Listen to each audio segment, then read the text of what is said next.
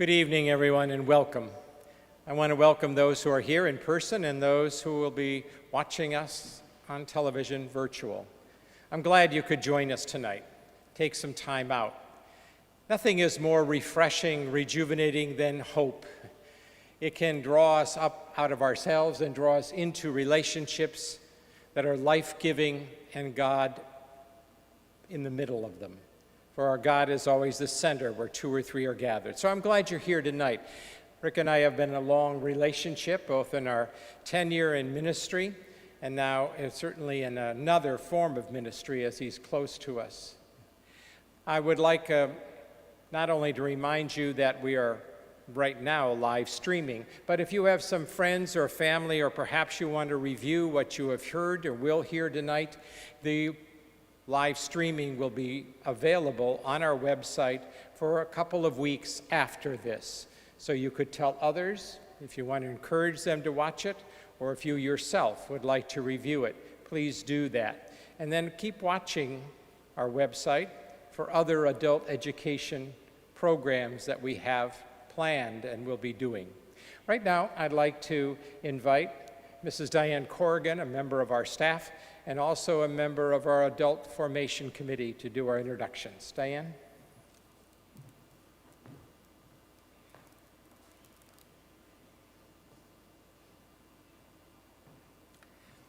Good evening, and along with Father Don, I welcome all of you to this presentation. I'd like to thank and recognize the other members of the Adult Faith Formation Committee who are here with us this evening, Doug Prell, Ellen Becks, and Mike McLean. And we are very excited that Rick Krivanka accepted our invitation to be with us this evening. Rick has been very active in diocesan ministry for many years and now is very active as the director of the Jesuit Retreat House. All of us on the Adult Faith Formation Committee knew Rick primarily because of his warmth, his welcoming spirit as he shared not only his prayer and his knowledge and his faith, but a very genuine kindness and welcoming. We've seen that at the Jesuit Retreat House, and we wanted to share all of that with you as we begin our year of adult education programs. This is just the first. We will have a follow-up to this evening session, and we are working on a number of other topics to continue, even during the pandemic. It's not as easy, but we're very happy to be together. So I'll extend my welcome, and I know you will enjoy the warm welcome that Rick will offer to all of us as we return this evening. Thank you, Rick.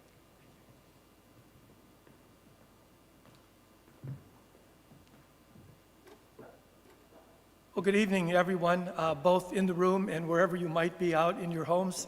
It's a great honor to be able to be here with you. I have loved my work in the diocese. It actually goes back a long time, half a century. It was 1970 when I was asked to be on a committee in the diocese and began to volunteer. And I always like to hold up.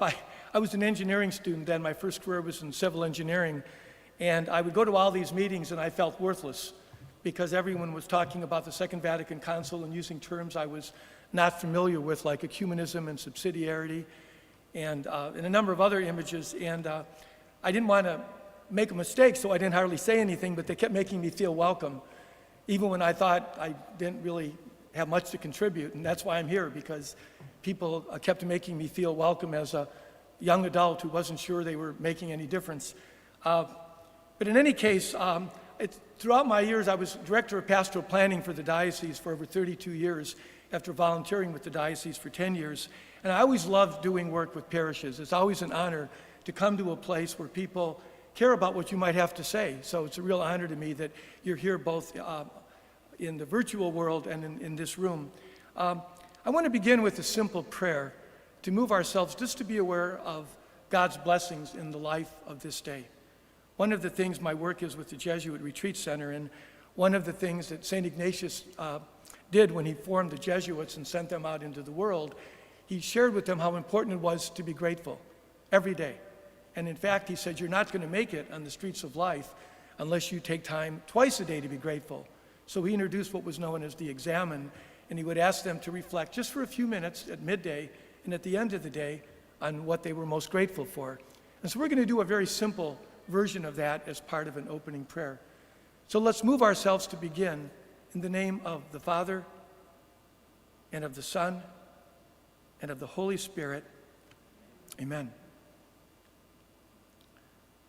Lord, we begin this moment remembering the gifts and blessings of this day, when we first were able to begin this day, when we could open our eyes and we could see, when we could listen to the sounds of life around us, when we could get out of bed and walk, when we could take step by step, for everything that we were able to taste this day, for every loved one we were able to be with, for every person in our life, or the pets of our life we might have been able to touch, for the gift of every emotion, every thought, every heartbeat, every breath we now have.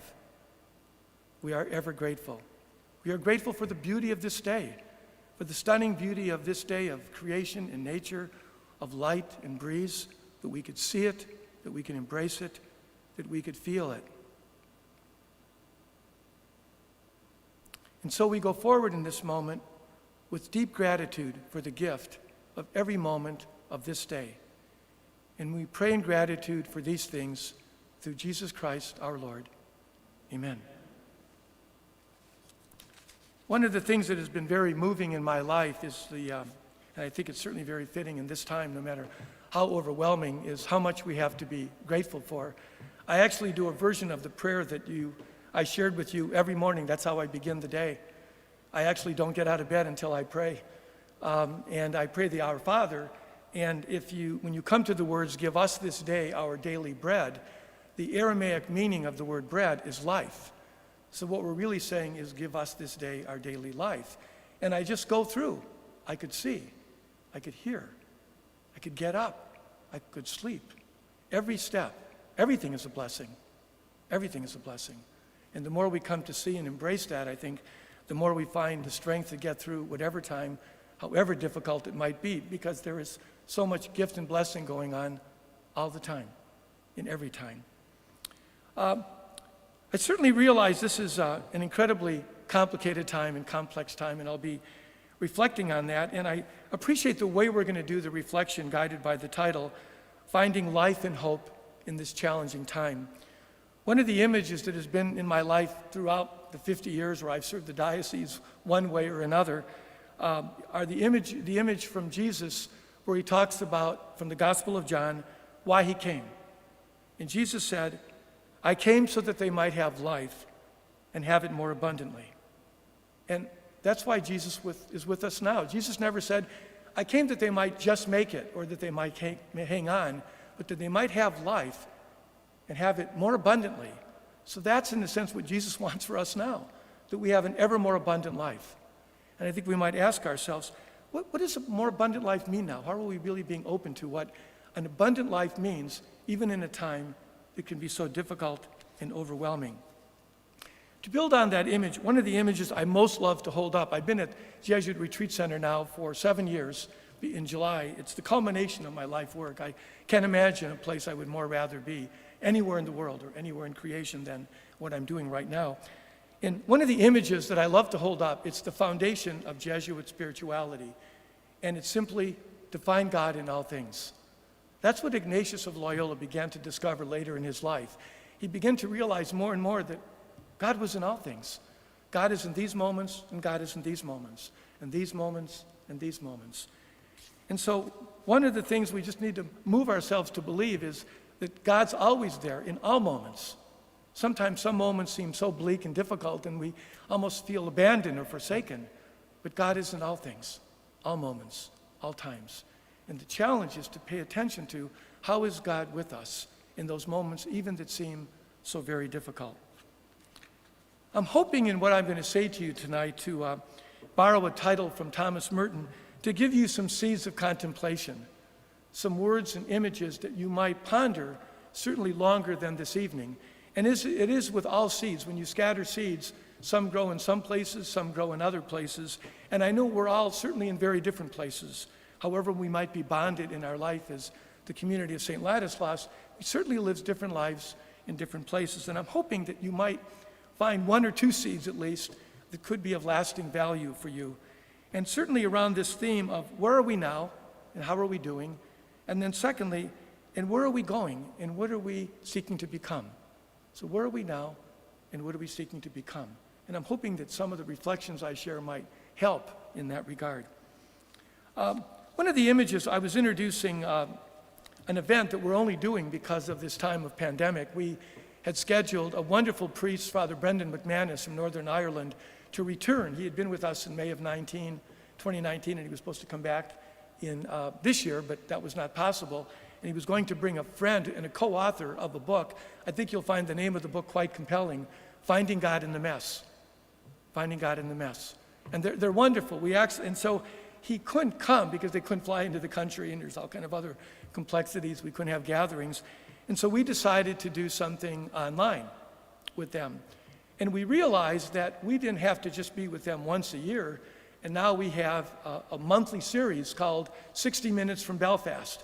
So we have a live stream Saturday mornings once a month with them, and it's wonderfully connecting. And when I was preparing for the first of those, this was back in May, an image came to mind that I thought so speaks to this time. It's the name of a very famous novel by Charles Dickens. And the name of the novel is A Tale of Two Cities. And if you know anything about that story, it was about a time in life that was very difficult. But this is what Dickens wrote, and I think this really speaks to our time as well. It was the best of times, it was the worst of times. It was the age of wisdom, it was the age of foolishness. It was the epoch of belief, it was the epoch of incredulity. It was a season of light, it was a season of darkness. It was the spring of hope, it was a winter of despair. I think words that strikingly reflect on what's going on, at least as I see it in this time. And I want to use the image of the two cities as a kind of metaphor. On one hand, we have the metaphor of a city faced with an experience of global suffering that transcends the world because of COVID-19. It doesn't matter what country you're in, whether you live in urban, rural, or whatever kind of area, what generation you're in, what race, what culture, what social or economic class, what you have, what you don't have, everyone is vulnerable. And certainly some people are more vulnerable.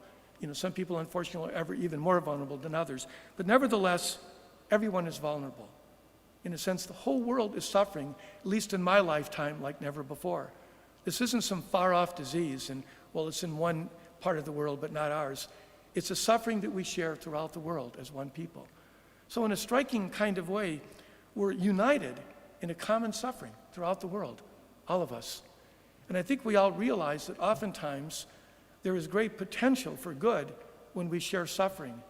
In some families, in their most difficult moments, with the struggle of disease or death of a very loved member, they come together like never before. They say and do things like never before. But nevertheless, pain is pain, and it's a pain that certainly is across the world. And we know it's more than that.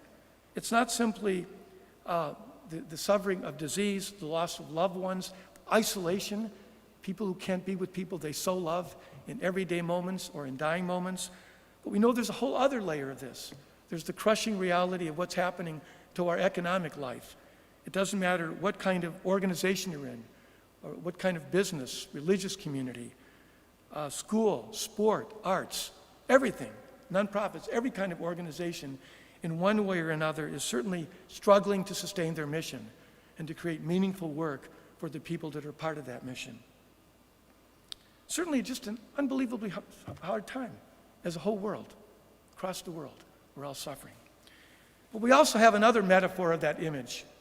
When I mentioned the tale of two cities, the image of city, we see people who show tremendous courage. We have frontline workers going in and day out in healthcare and in other areas who just risk their lives. We're seeing heroics like maybe never before all over the world. People who are true heroes. I don't think I've seen the word heroes and heroic behavior used as much as I've heard it used in this time.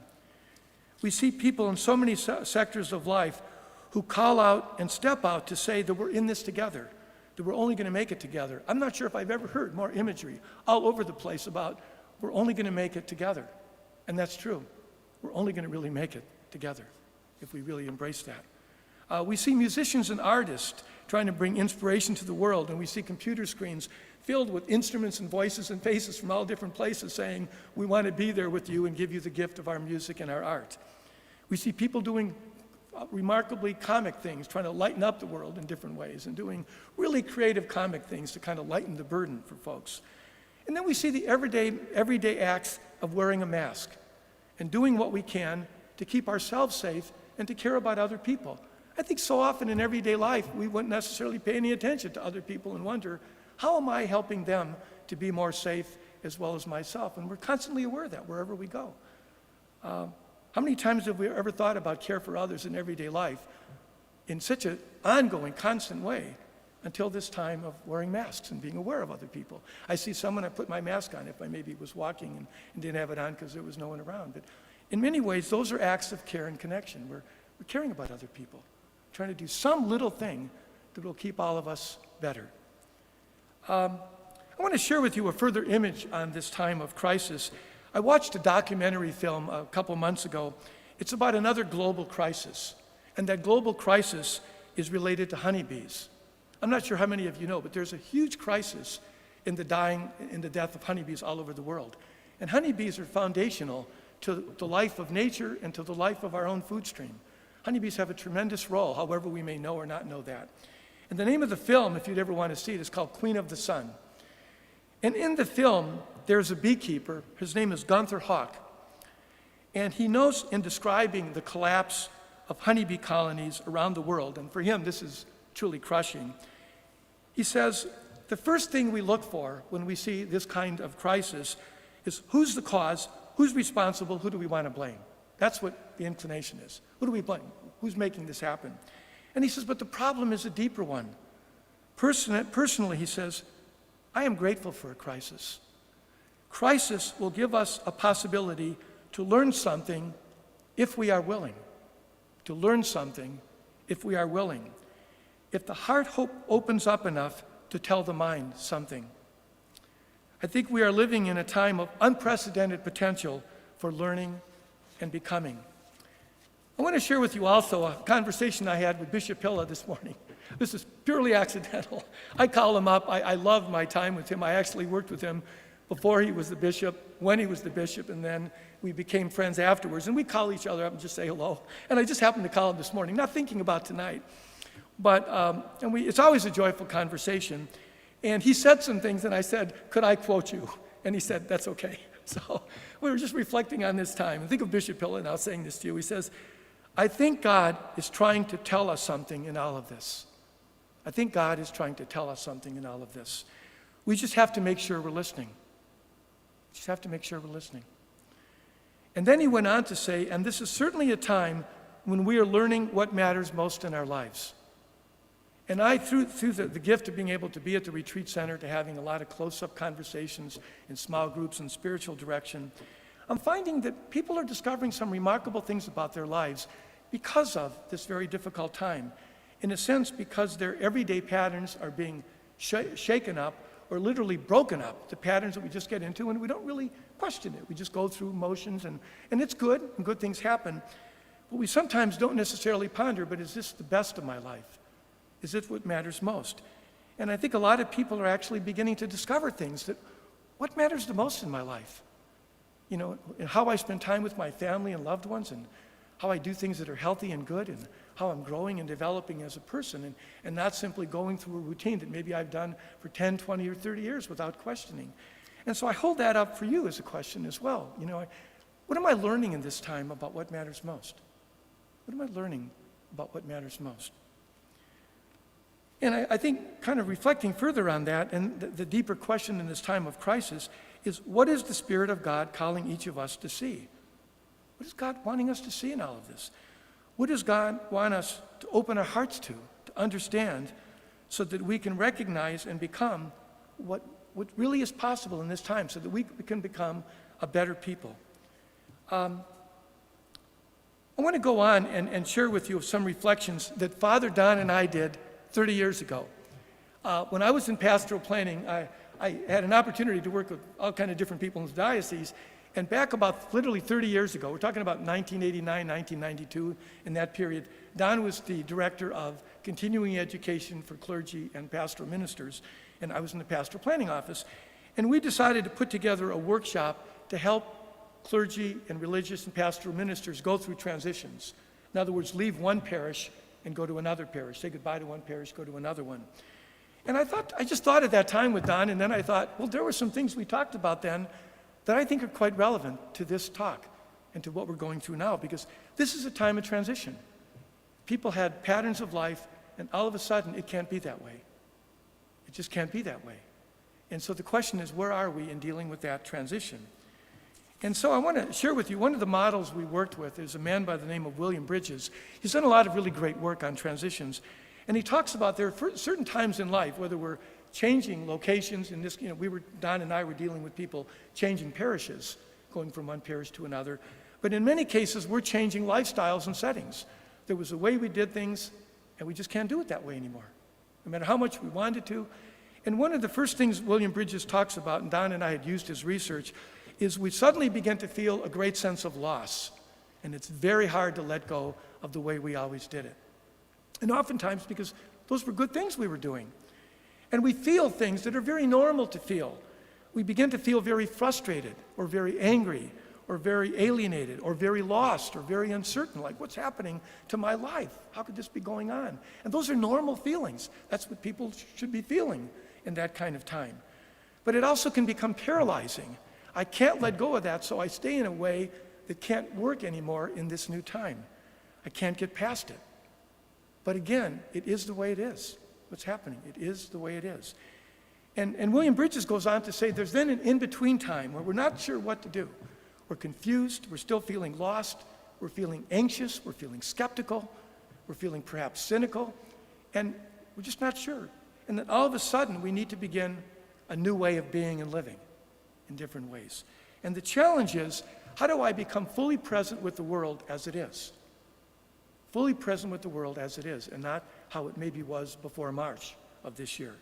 And part of that means, how do I give a new life and energy to whatever I might be doing, in whatever setting I might be in? How do I give a new openness to learn? I think one of the examples that really stands out, and I don't mean to bias one technology versus another, but how many people know about Zoom? I mean, a whole lot of people had no idea what Zoom was before March of this year. I mean, a few people did, but all of a sudden, people are connecting with family members and loved ones, in some cases more often than they ever did, through the reality of Zoom. We're learning a way to be connected. It's not real presence, just like no matter what we might do with liturgy online, and that could be very connecting, not only to our own parish, we could discover other parishes, we could celebrate the Eucharist with other parts of the world, but real presence of the Eucharist is real presence.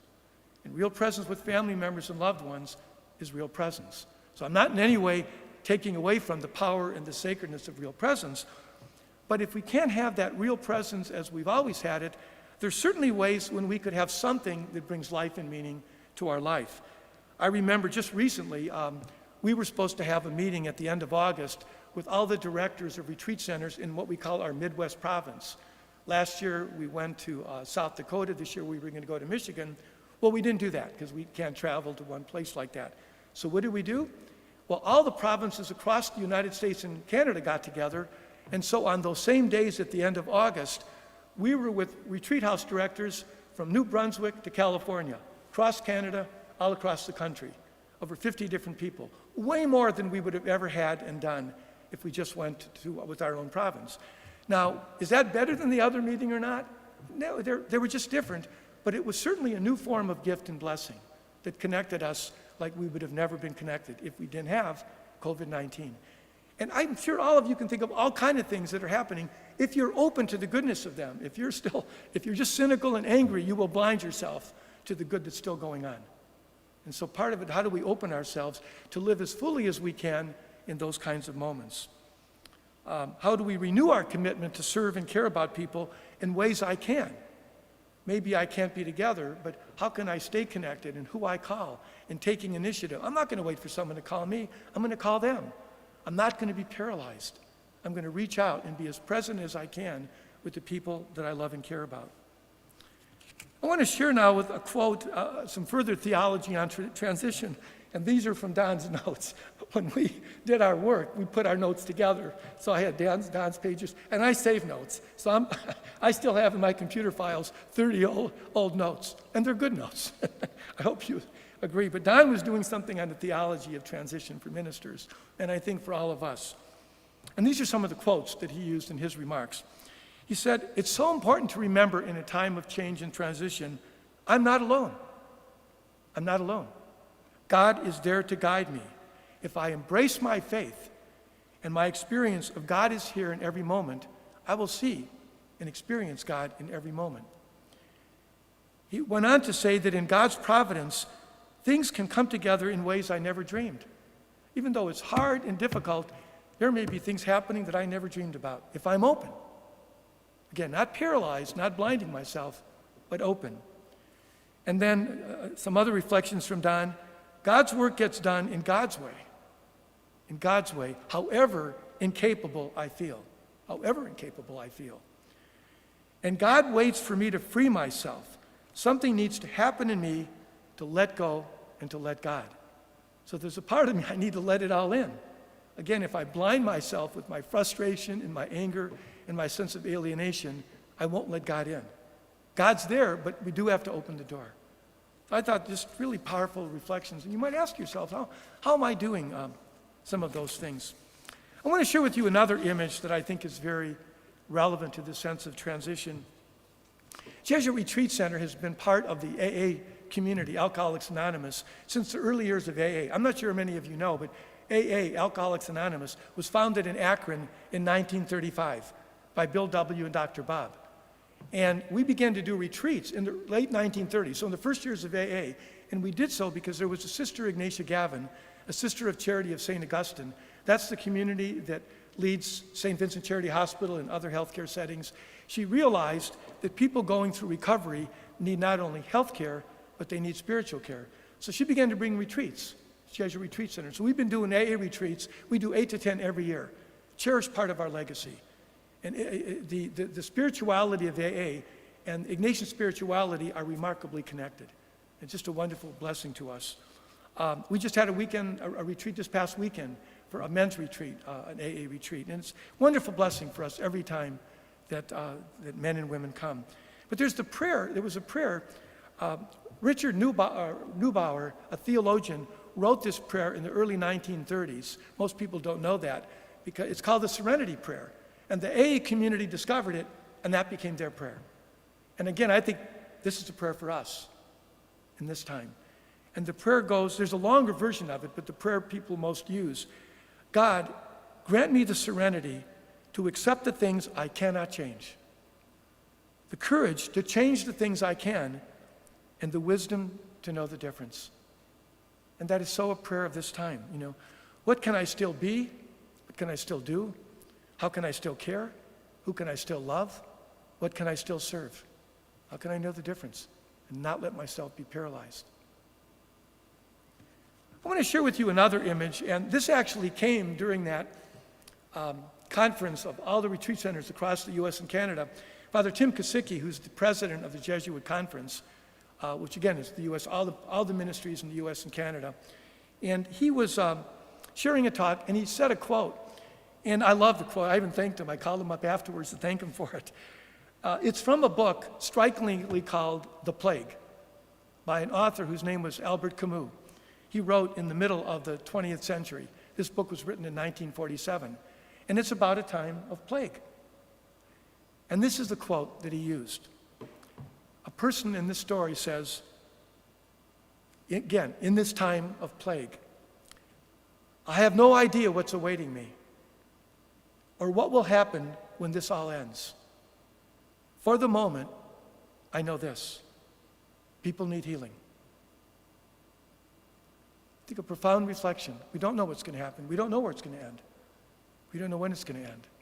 But we know people need healing. And so perhaps one of the most important things we can begin to do is think about, well, how do we become a healing presence within ourselves and with other people? And so I'd like to reflect a little bit on that imagery of healing. One of my beliefs is, first of all, we all need healing. I need healing, you need healing. We're all vulnerable, we're all fragile. I think, and everyone's fragile. It doesn't matter how strong and confident someone looks.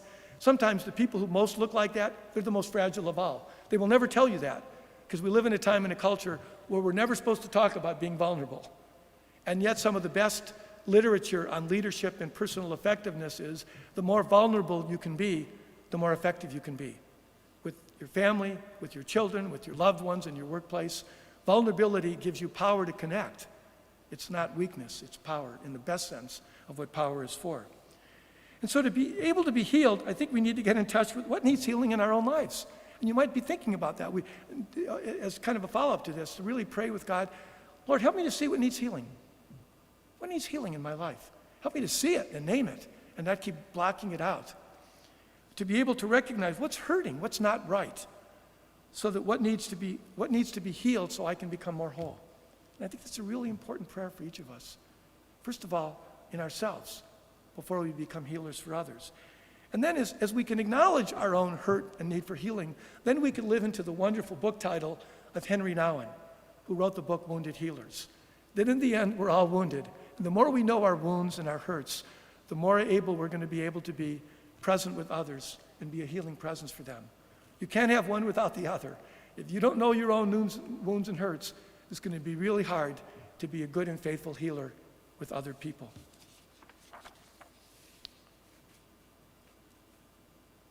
One of the things that I want to speak to about this area of wounds and hurt is the reality of anger. I've been struck, and I believe for a long time, and there's certain psychological kind of research that would back this up, that anger is never about anger, just about anger. I don't care what kind of anger it is. Anger, I believe, in almost every case, is about hurt. People get angry because something they care about, they cherish, is being lost, is not being respected, is not being understood, is not being encouraged, is not being touched. And that's why they get angry. You don't just get angry for nothing. You get angry because you're hurt. And I think, and even crazy anger out there. I've often thought to myself, what is so hurting in this person that makes them so angry? And one of my beliefs is, if we could touch the anger, if they could be vulnerable enough to say, you know, I'm just so angry because this is what's breaking apart in my life. This is what I'm so feeling loss over, or struggle over, or feeling that no one understands and cares about. Then we could get to where healing happens. Because it's very hard to heal anger, but I think we're much more able to heal hurt. And in the end, anger is about hurt, at least as I believe it. And again, there's some psychological writings that would really support that, but that's the Rick Krivanka theory, so I don't want to make it sound more official than it might be otherwise. And so anytime that you see someone who seems angry, loved one, child, family member, person in the workplace, you might try to realize, just step back, I think they're really hurting, because they are. They won't say that, because that would be really vulnerable. And once you know that, you can get closer. It's really hard to get close to anger. It's a lot easier to get close to hurt, and to begin to somehow minister and touch whatever that might be. And so I want to say a little bit about, well, how do you kind of do that? How do you do that? And one of my favorite images is what Jesus did.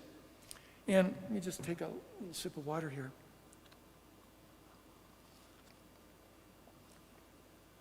I have this notion, when I imagine, this is my imagining what it was like.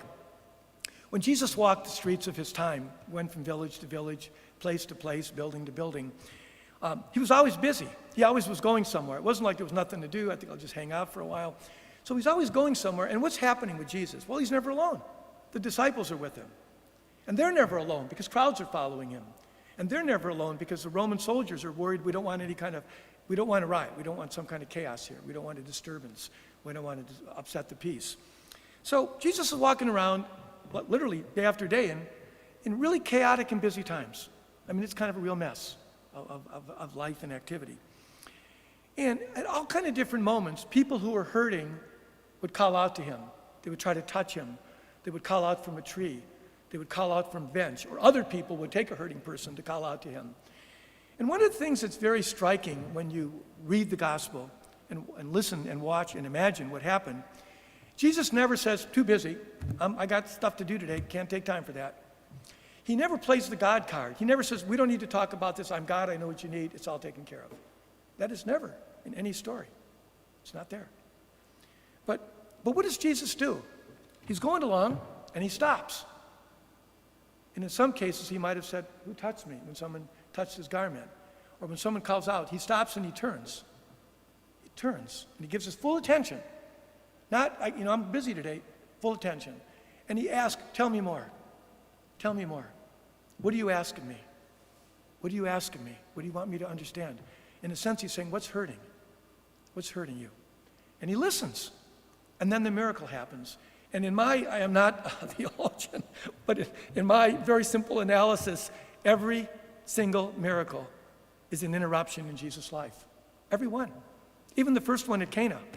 Remember, Mary asked Jesus, or says to Jesus, they have no wine. And what does Jesus say? This is not my time. But he listens more, and the miracle at Cana happens. And so that's a wonderful model for us. When are people calling out? And sometimes it's just a touch. It's not that they're screaming, I'm hurting, please help me. Sometimes it may be a whisper. It may be a look on their face. It may be a grimace. It may be a downtrodden expression. But those are different ways people call out. And how do I take time to stop, to turn, and to try to get closer? Not to fix them, not to fix the hurt, but just to understand and to accompany them in whatever it might be. Where I could say, is there anything more you can tell me about this? Is there anything more I could try to understand?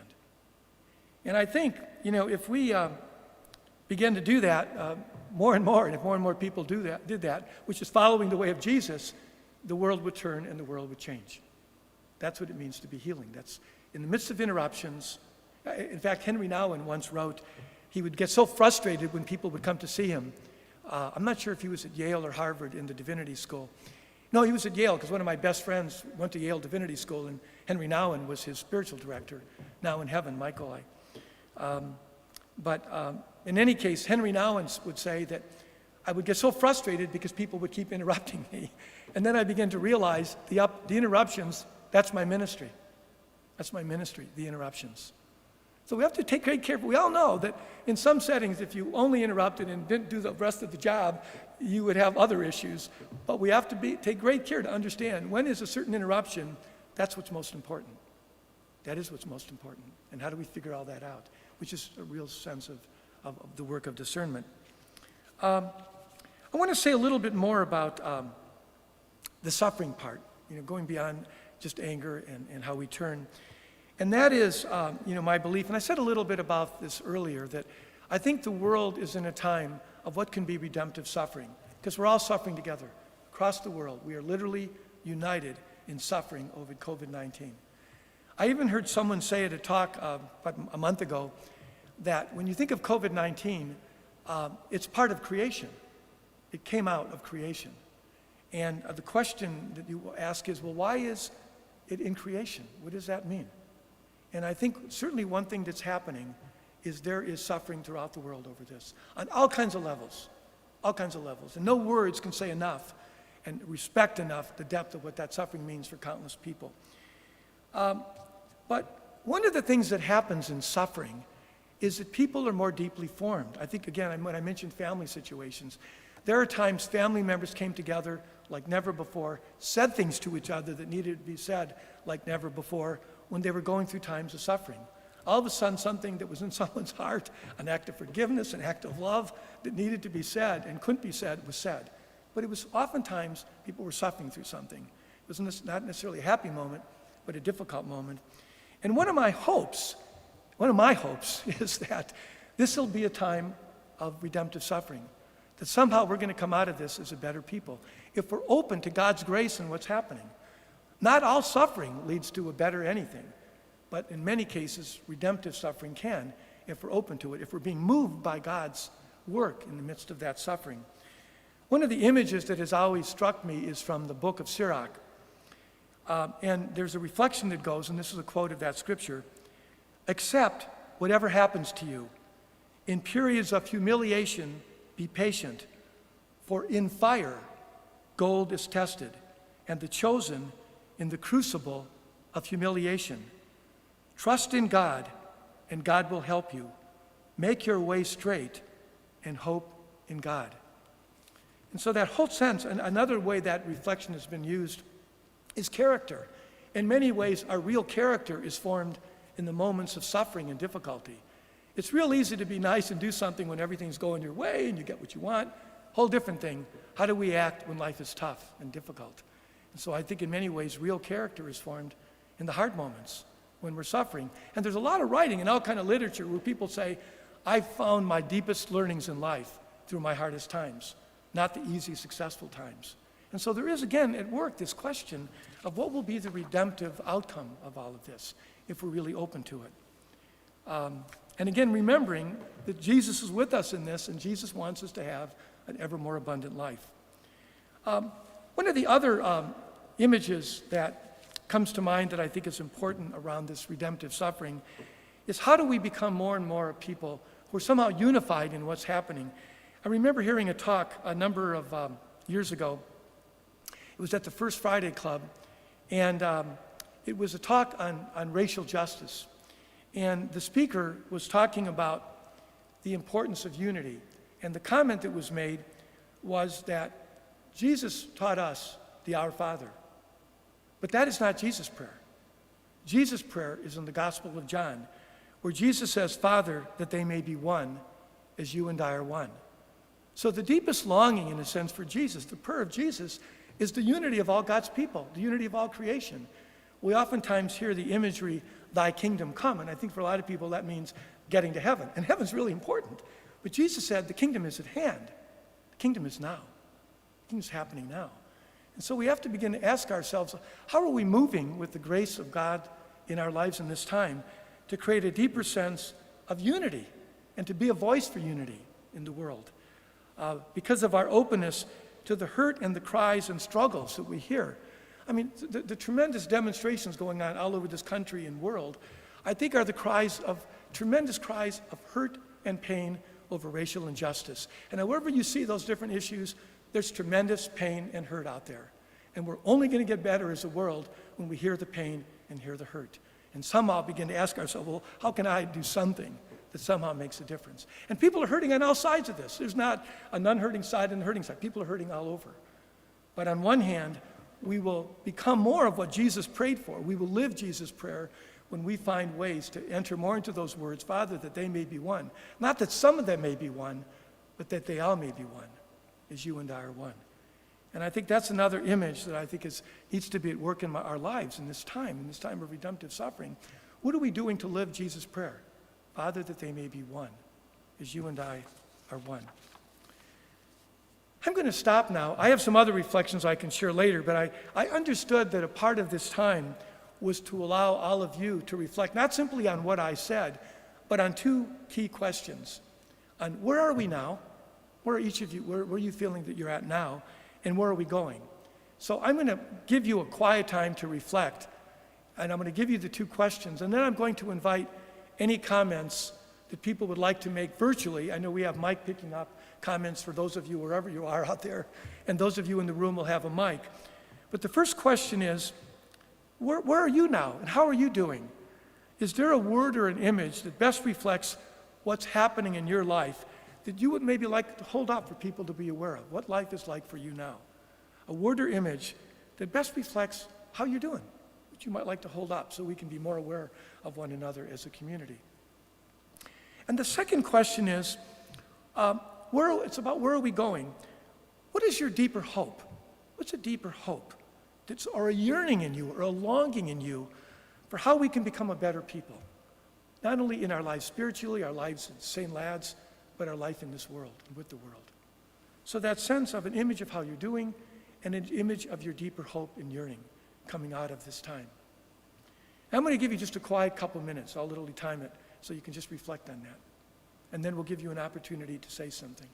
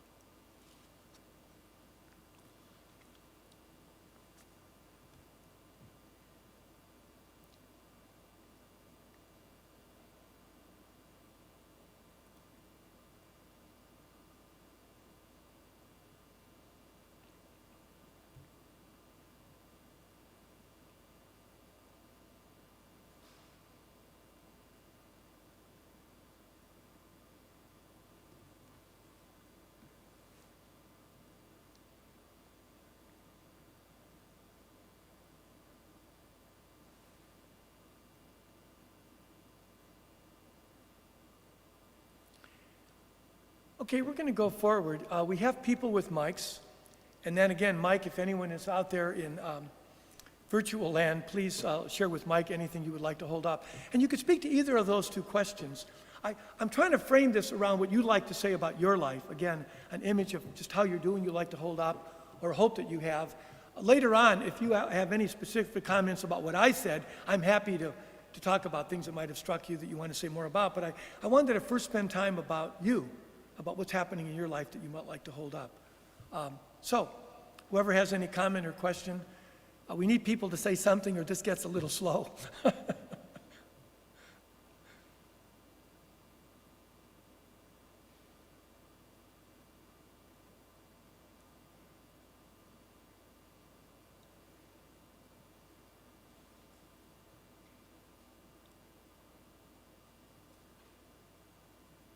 Well, there's Doug, there's someone over there.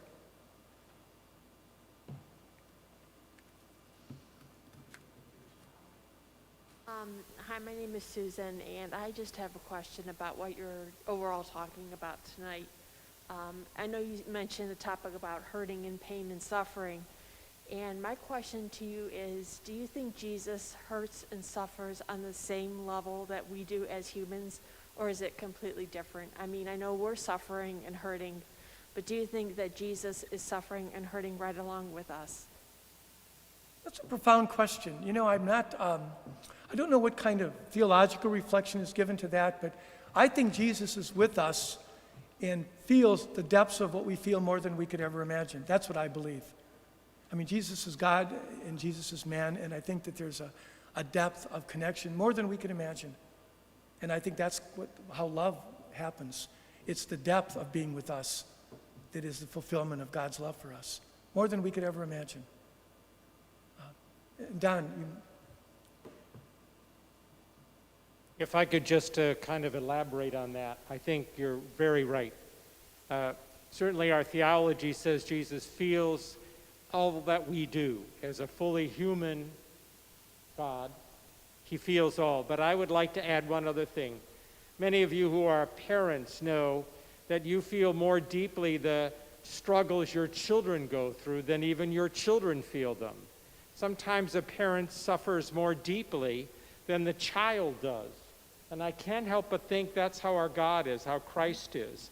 That knowing how much he loves us, knowing what he hopes for us, knowing what is possible for us, and seeing how we often don't achieve that or don't grasp it, don't embrace it, don't accept it, I think in some ways his suffering is greater in that sense.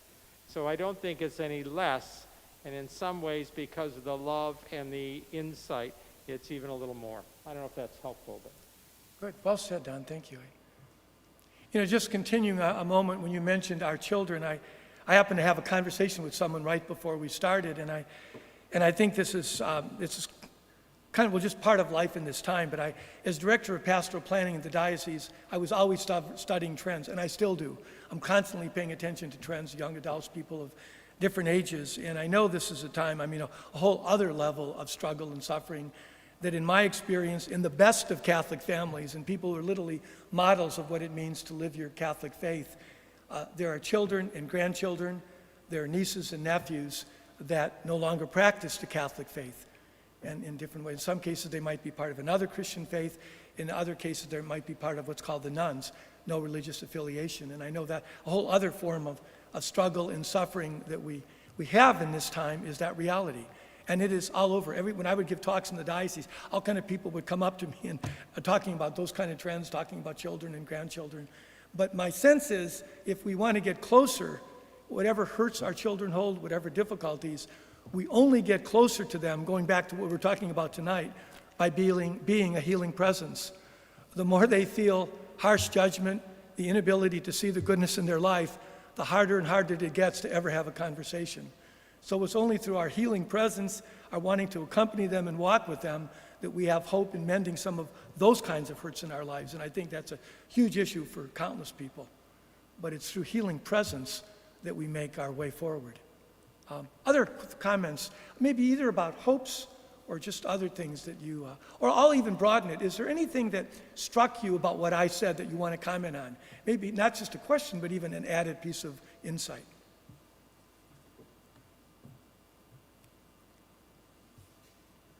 Well, just regarding your two questions, at this point, I'm like hanging in there.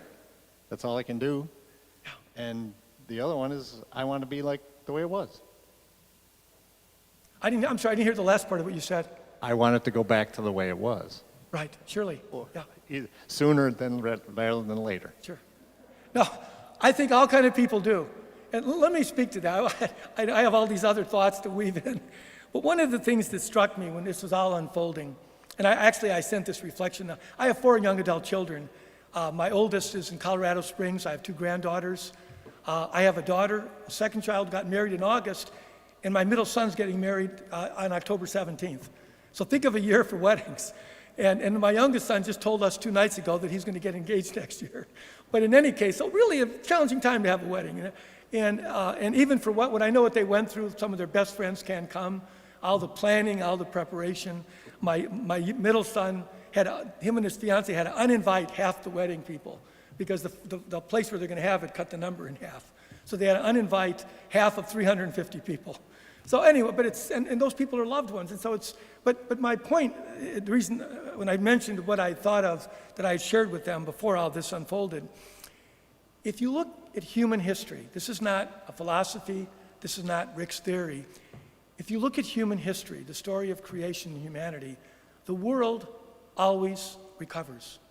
It always recovers. If you go back, my wife and I, of all times, we happen to be seeing a series on the bubonic plague. Really horrendous time in the 1300s. Do you know what followed the bubonic plague? The Renaissance.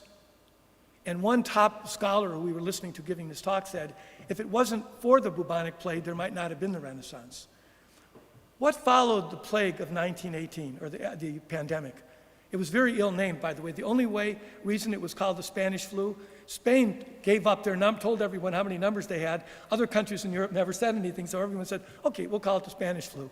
They could have called it the Kansas City flu if you actually look at medical history. But nevertheless, and aside from all, the point is the naming part is not the issue.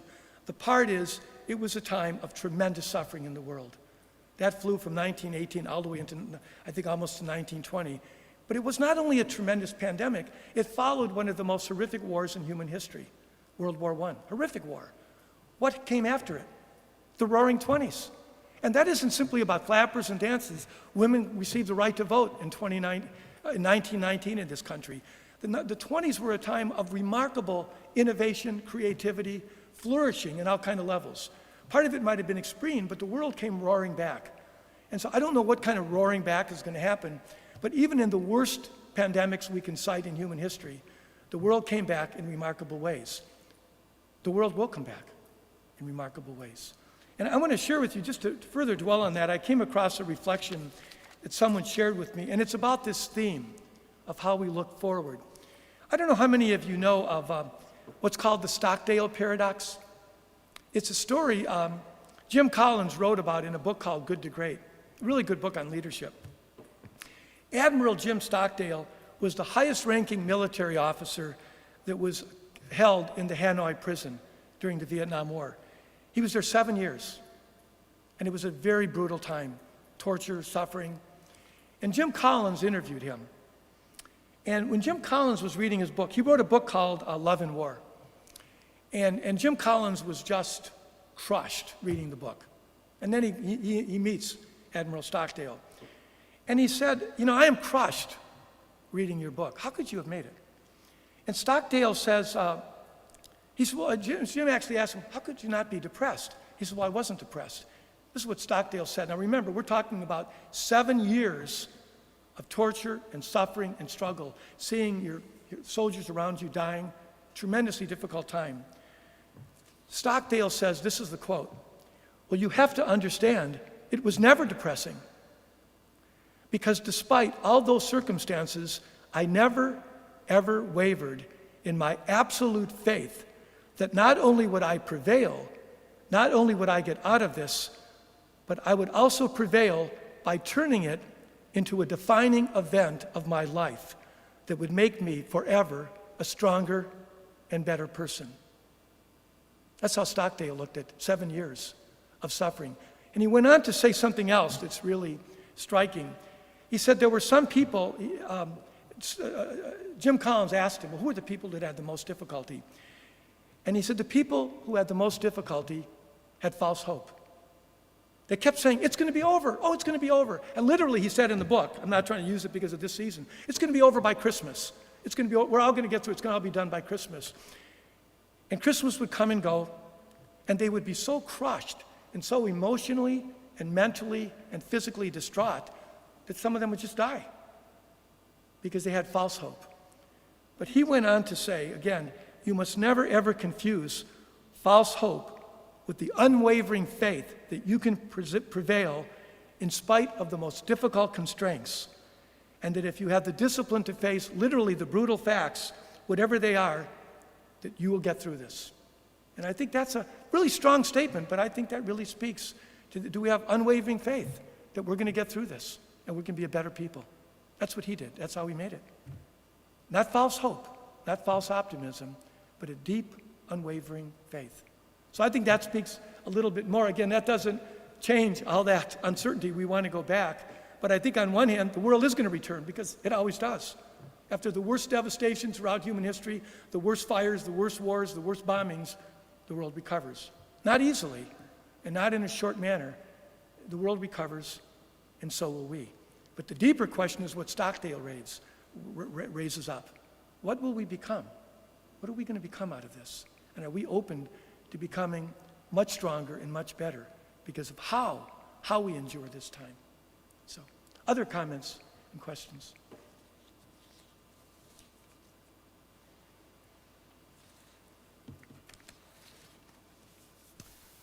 I'm not worried about COVID-19. It doesn't bother me. It's God's plan. Certainly I have a lot more questions to ask God about how he is working his plan. Don't understand it, but it'd be nice to know, when I get to heaven, what the whole COVID-19 was all about. Also, I'm not worried. The saddest thing for me about this whole thing is about my kids, my 23-year-old, my 20-year-old daughter, and really anybody who are under their 30s or maybe over their 40s with kids. They are missing out on life experiences at their respective ages that my wife and I have already done. And they're great experiences in life that they're missing out on it. And that's the biggest problem I have with COVID. And I'm sad about it. But I'm okay with it. Sure, yeah. Because, again, the second coming, if it comes around, we're taught in our Catholic faith, hey, it's better than here. So why worry? Well, thanks for your honesty about that. There's no question. I mean, different generations are all suffering in different kinds of ways, and certainly if you're a young adult in this time and seeing things that you've worked for so long falling apart and you don't know when it's going to come back together, it's punishing.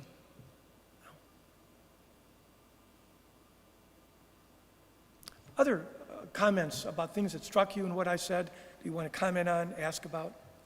Yeah, a question I would raise.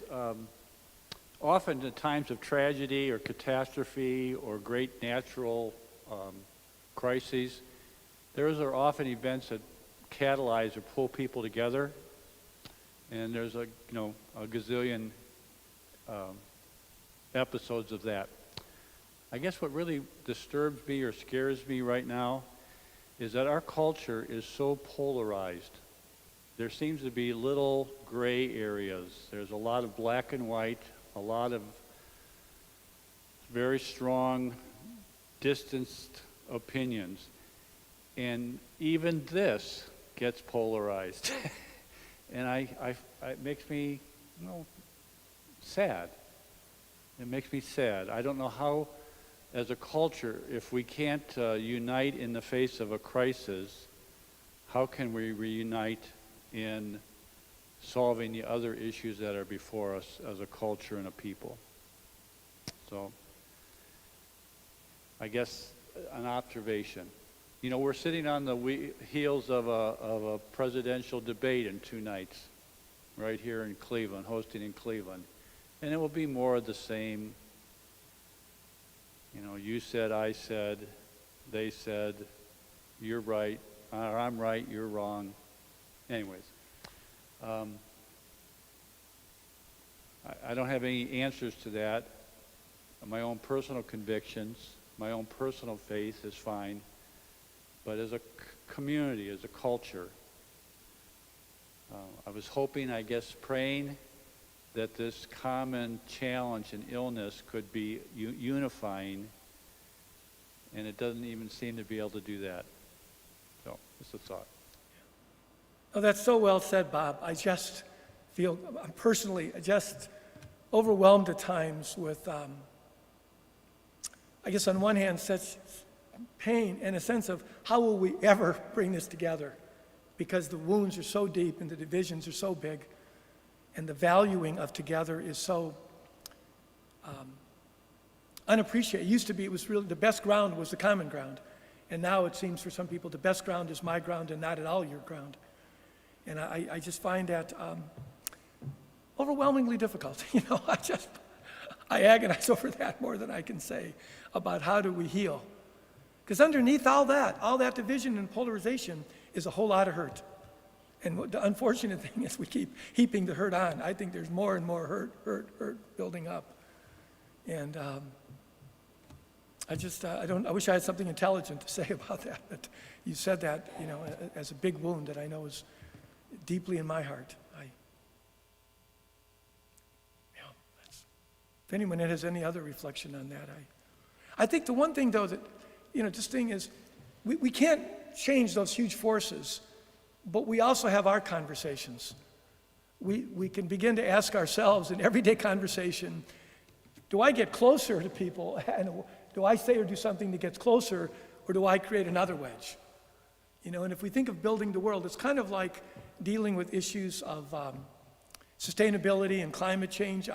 My wife and I started composting about 30 years ago, you know.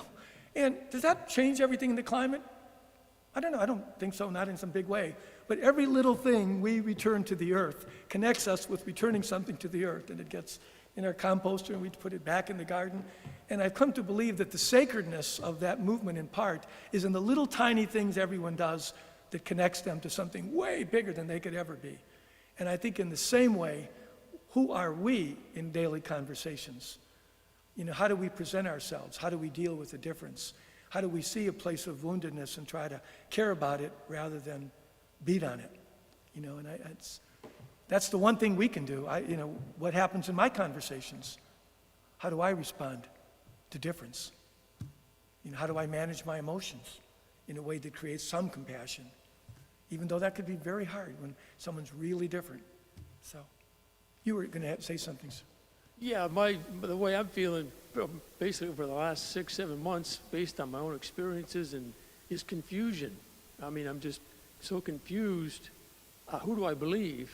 That's right. And what I hope comes out of this is the truth. I mean, I hope sooner or later, hopefully sooner, that there is a truth common denominator somewhere along there. Yeah, it's just so many things. It's almost like integrity doesn't matter. You just put something out there, and if you say it enough times, it's presumed to be true, even if it has nothing. It's just, if you don't believe in a sense of accountability to truth, I mean real truth, if everything can just be, you know, life gets so complicated. And there was my children, one of them just sent me a video. I don't do Netflix, but it's a video that was out there about technology. And some of you might have seen it. Maybe some of you know the name of it. But in fact, I could actually look it up. It was a friend of mine just, actually a friend of mine, it's a really crazy thing. Let me just look at what he sent me. But it was a story all about, it deals with this whole question of truth in media. I can't think of the name of it.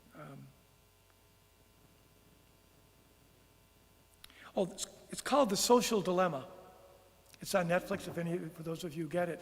And it's about all kind of top executives in social media commenting on, we never thought it would turn into this, about how things, and one of the comments they make is how many things that are out there are inherently wrong compared to how many things are out there that are inherently right. So that the sea of what's swimming around, most of it's wrong.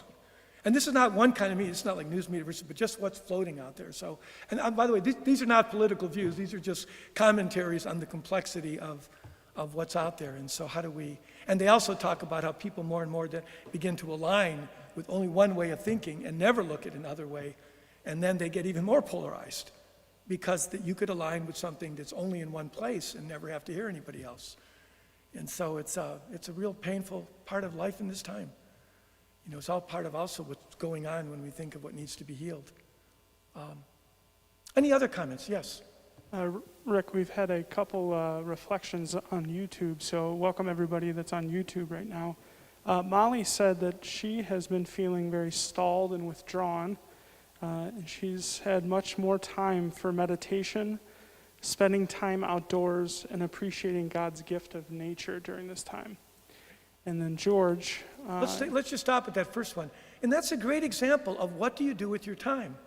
Sacred things for deeper reflection, deeper prayer, watching, you know, the experience of creation. You could fill yourself up with a lot of stuff that's not very important. I think, I have an iPhone. I think it's an incredible gift. It also could be an incredible waste of time, depending on how you use it, like all gifts. And so that sense of how do I do things that have deeper meaning, deeper value in my life, where I just feel the sense of my life is more right because how I'm spending time versus not. And that's a whole other thing to ponder. Am I doing more of things that feel more right versus asking, why am I doing this? Now, if I went to the extent that I have more time. But the other comment. And actually, we just had another one pop in, so I'll give you this next one, and we'll do a third. George said, faith is strong, hope lives. Faith will have to be effective and restorative moving forward. Signs of renewed church community engagement and planning of a vulnerable re-evangelization. Well said, yeah. And again, that whole sense of the vulnerability that needs to be present. Yeah. And then Jack said, on the road to Emmaus, the travelers did not recognize the Lord. Our challenge is to see the Lord in those with whom we disagree. Perhaps discussion and prayer will do more than argument. And one of the challenges of that story, I heard a Jesuit's reflection that if you know in the story of Emmaus, when do they recognize Jesus? In the breaking of the bread. But this Jesuit said, if they'd been really paying attention and really opened their minds and hearts, they would have figured out much sooner who he was. And so there's that sense of, do I pay attention as much as I can to how Jesus is present with me and what's being said to me, or do I maybe put that off? And so that's a whole other kind of sense of how do I listen as much as I can. Go on. Sure. That's the last one. I think one image that came to mind, I went onto your website and I saw, actually it's the reflection on today's gospel, and Father Don's reflection, his pandemic reflection, but I thought, it was so striking, the image I know that Father Don used and that maybe really comes to us when one son is asked by the father, help me. We might imagine ourselves in that gospel where God is saying to us, help me. Because I heard another Jesuit reflection once in this talk at one of our gatherings of retreat directors. He said, we so often pray to God, or we pray to Jesus, help me do what I want to do. How often do we pray, Jesus, how can I help you do what you feel needs to be done? How can I help me to see and to do what you want done in the world in this time? It kind of changes the way we share that prayer. But in the same way, if we think of that gospel from today, and the Father says, help me. And if we imagine the Father being God speaking to us. And so what does one son say? No, but he comes around and does it. And the other one says, yes, but he doesn't. And so we might think of, in this time, to the extent that we haven't been all that we think we could be, we might be pondering and praying, well, how can I come around and say, even though I had my doubts, I wasn't living my best life, I wasn't as present as I could be, how can I come around and say, God, help me to be who I really can be in this time? Really that sense of being my best self, the best person I can be. I had another reflection, but is there another comment from the floor before I go on to this other one?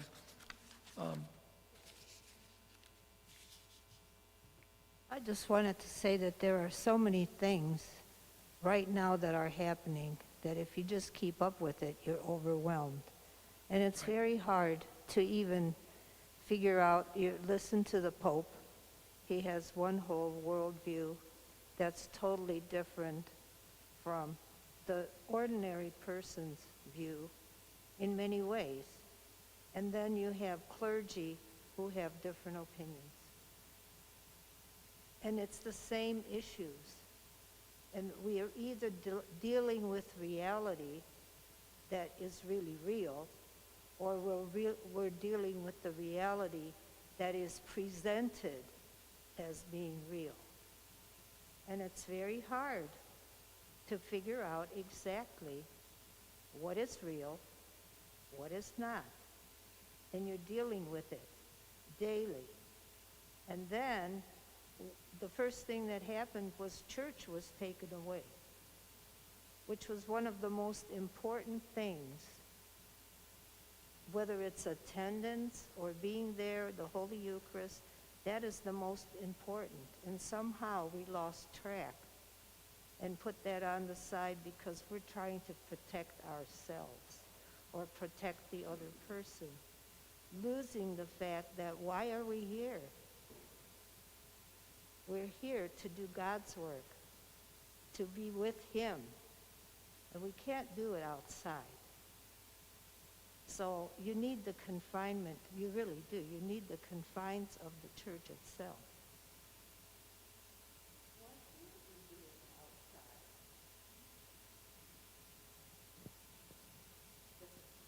Oh, I'm sorry, are you talking about outside meaning worship? Is that? Oh, okay. So my question is, I don't follow that, and why can't we do it outside of the church experience? I'm going to go back to the first set of comments. I mean, you said a number of things, and certainly there's tremendous polarization in the world, in the church. It's more than I've ever seen, certainly, and I'm 71 years old, so I've been around a while. But I would say, you know, I mean, one of my beliefs about Pope Francis is that the foundation of his life is to be the healing presence of Christ and to let nothing get in the way of that.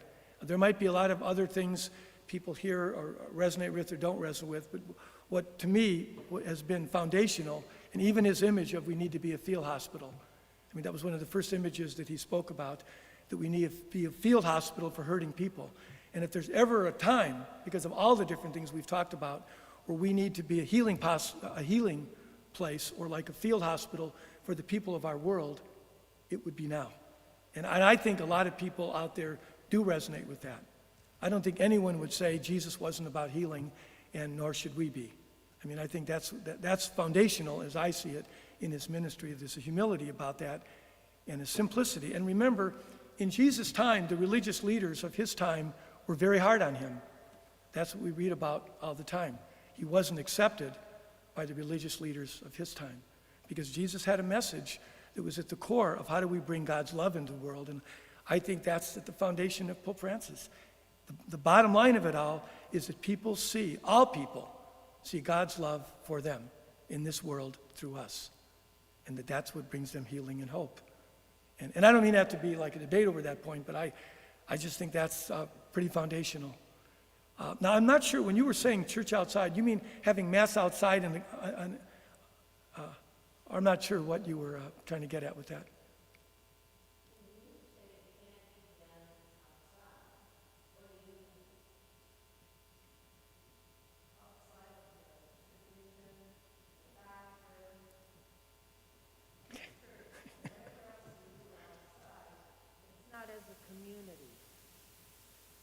There were great ideas. I mean, a lot of people did things, but it seemed like that was the fundamental right that we have, or the fundamental need that we have as Catholics, to be a community.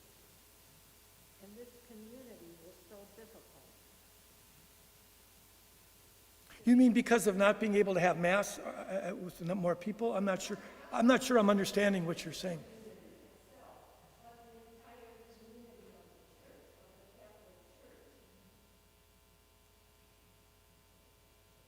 Well, you know, the core of Jesus' prayer again is, Father, that they may be one, as you and I are one. So somehow I think that sense of oneness and unity has certainly been fractured, like maybe we haven't experienced in other times. And I'm not sure what the rest of the question is around all the rest, because the church has a discipline.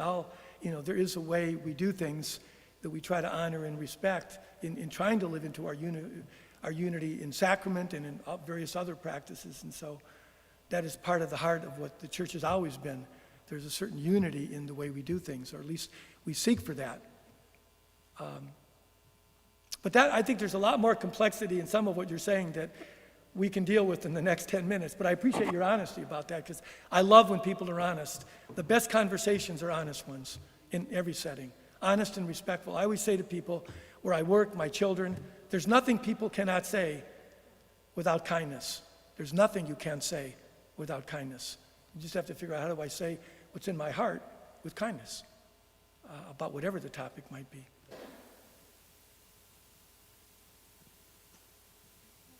I'm going to share, we just have a few more minutes. I'm going to share with you I wanted to get to this if we had time, and I guess we do. But one of the things that Rick, I you have think... time for one more? Yes. You have time for one more? Sure. Oh, please, yeah. Sorry, I apologize about that. I've always been someone who's been a big believer in faith. I always believe each person is put on this world for a reason. God has a plan for everyone. It all works out for a reason. And that's gotten through some difficult times in my life, and he was like, Matt, you're so positive in life, and I've continued to have that faith. But I'm at a time where, like you said, this hurt, I feel like there's just a wall of hurt continuing upon us, and I'm trying to stay faithful. And in this state of limbo for me, as a 23-year-old starting my professional career, it's been put on hold. I'm starting to question who I am, what's going on, and I always try to go back to my faith and saying, okay, there's a reason why this is happening. There's a path for all of us. And so I guess what I'm asking is for someone who continues to believe in faith, how do I continue that path rather than lose faith or hope? How do I connect even greater with God now during this difficult time and continue to keep that faith? That's a very moving reflection about just your life in this time. I appreciate you being so open, because that's what begins to happen when so many things get so hard.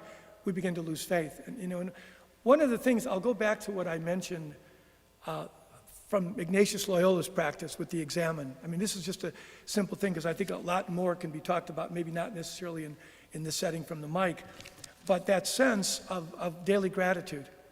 I mean, taking time, because that's what Ignatius basically said when life was going to be tough.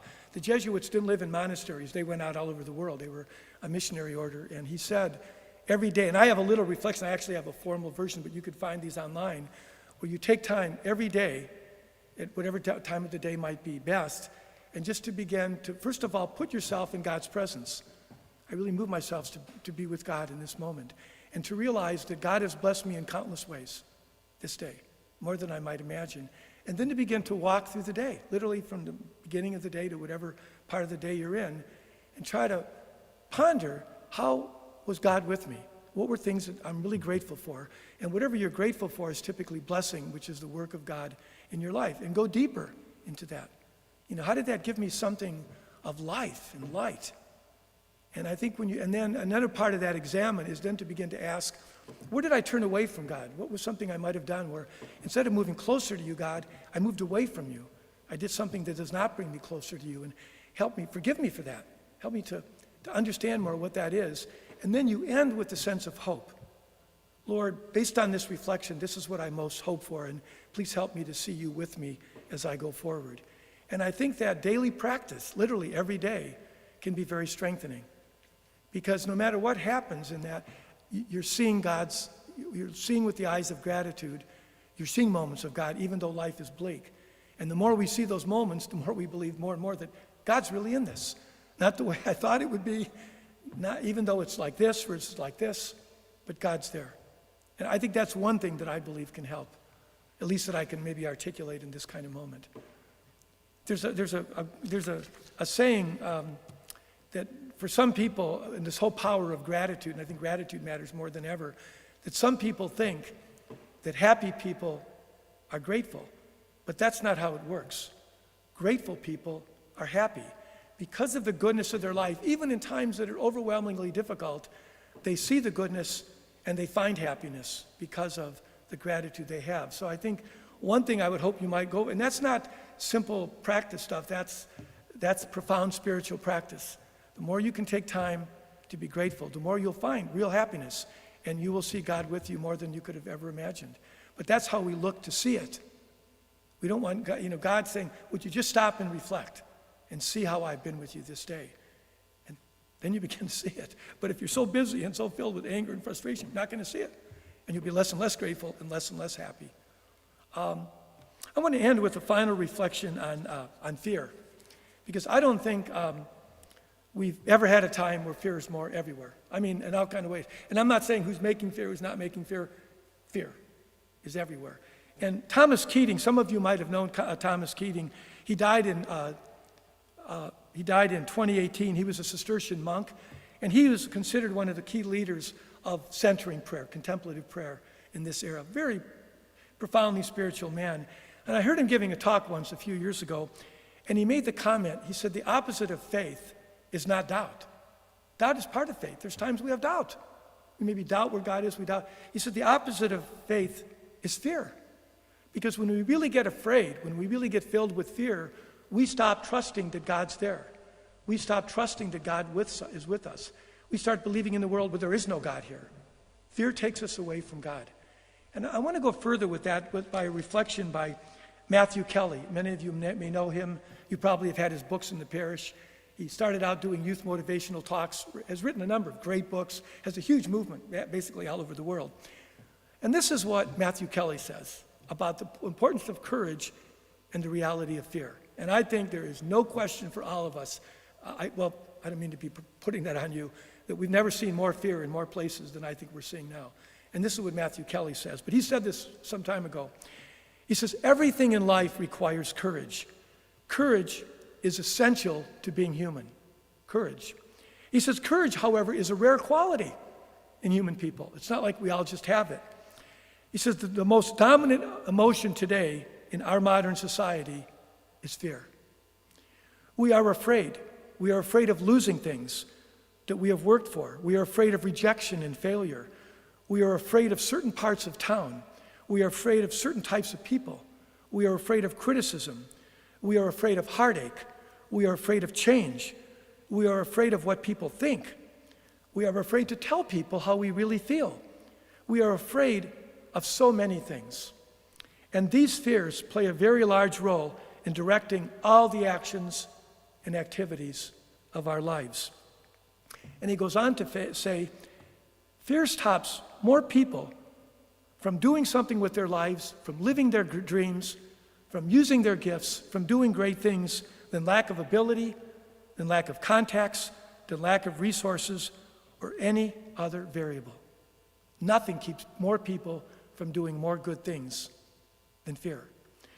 And he goes on to say, that's why we need courage. And I think that might be my lasting plea to you. Pray for courage. And you got to figure out, each of you, what is courage for you. But he goes on to say, no one is born with courage. You're not born with it. It's a virtue. You have to learn it like you learn to ride a bike. You don't just have it. Courage is acquired by practicing courage. And so I want to just end with that kind of reflection, and I want to connect it. I have a quick moment to add this. I wasn't sure if this was going to fit, but one of the things that I like to connect with this whole sense of courage is how we make the turns of our life.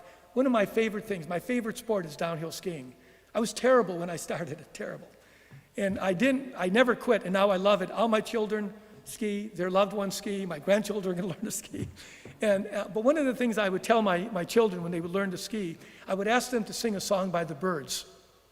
And I actually have videos of them singing this song, of me singing and going down mountains. And we're all really pretty good skiers, but because we learned that when you learn to ski, it's all about turning and it's overcoming your fears. On one hand, you can't be reckless because you will damage yourself and other people, but at the same time, if you are too afraid, you will never know how to do the mountains of life. And the song that I would sing by the Byrds, the phrase is, to everything, turn, turn, turn. There is a season, turn, turn, turn, and a time to every purpose under heaven. And so my final my final plea to you is take great care and think of yourselves every day you're at the top of a mountain and you're going to make a set of turns, and that's going to be the journey of life. No one could ski your run. You could be with other people, but even when you're with other skiers, they all ski their run. And so the hope is that you will turn ever more into moments of courage and to what brings you closer to God and away from things that take you away from God. So just think each day, how will I make the turns to bring ever more of God's hope and healing into every life that I encounter? So thank you. It's been an honor to be with you, and God be with you in this time.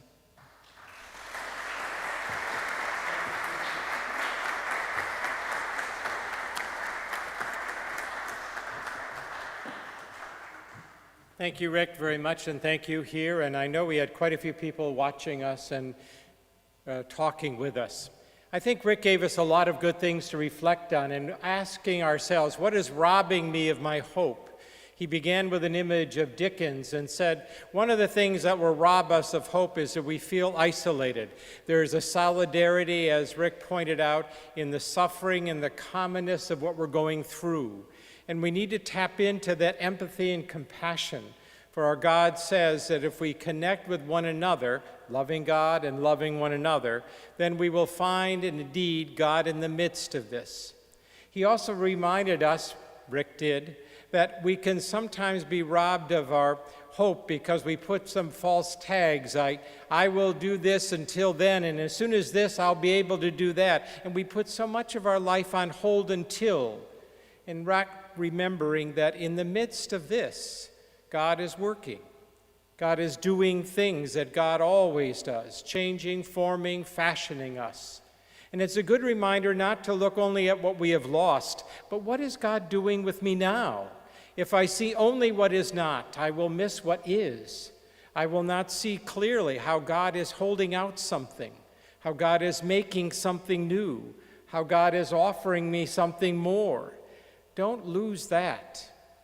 You may have lost some things, but there are things you are gaining. Some knowledge you may have acquired, some sense of yourself that may be emerging, some strength or courage that may be happening. Look at what God is doing and building up within you, not just what you have lost through your fingers.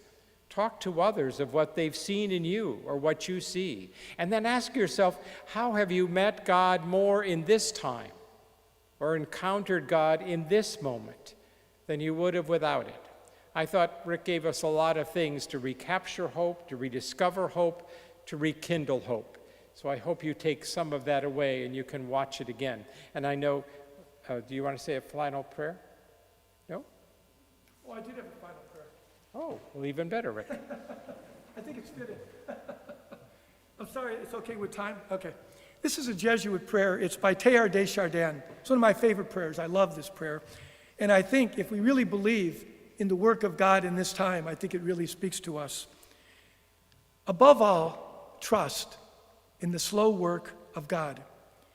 We are quite naturally impatient in everything to reach the end of difficult times without delay. We would like to skip the intermediate stages. We are impatient of being on the way to something unknown, something new. And yet, it is the law of all progress that progress is made by passing through stages of instability, and it may take a longer time than we want. And so I think it is with you. Your ideas mature gradually. Let them grow. Let them shape themselves without undue haste. Do not try to force them on as though you could be today what time and grace and circumstance, acting on your own goodwill, will make of you tomorrow. Only God could say what this new spirit gradually forming within you will be.